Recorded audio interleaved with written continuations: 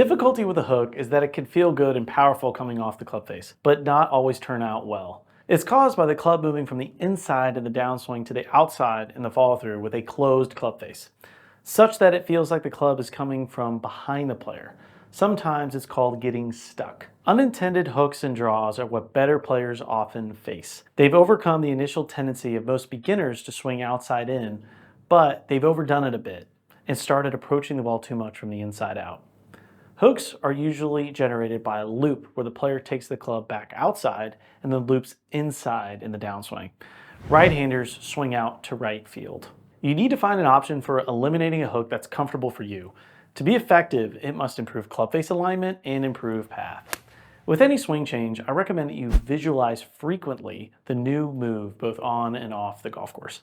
In this case, it's the club coming down more on or below the plane. And also, you should envision the ball flight desired. Initially, check your posture and alignment to determine that your legs and shoulders aren't closed, which promotes a path from the inside. If anything, you want them to be slightly open.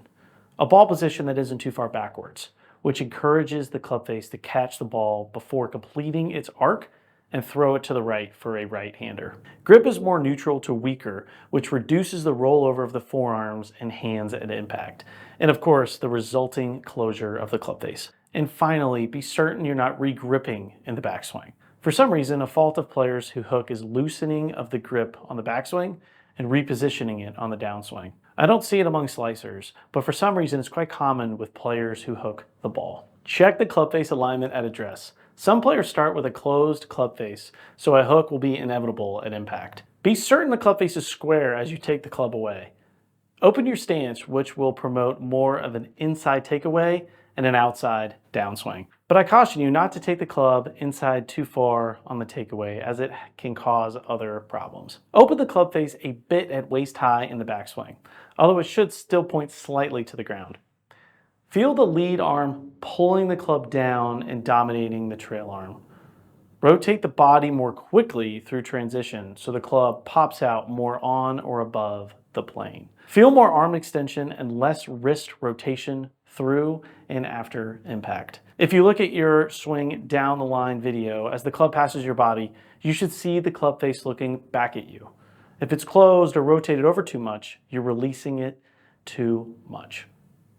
If you're a right-hander, pull the club left after impact, as the path of shots that hook is to the right. Raise your trail shoulder a bit higher so it's out and away from your body. Here are some options to try out. Place a head cover inside of the golf ball when you swing and avoid hitting it when hitting the shot. Hit shots with your right foot back and focus on making three-quarter swings and have the ball fly slight with a maybe potentially a small fade. Swing with one arm and feel the pressure shift in your body and feet. Trail arm and lead arm. Swing with the club traveling a bit inside, going back, and then outside coming down. What if you hook your driver more than your irons?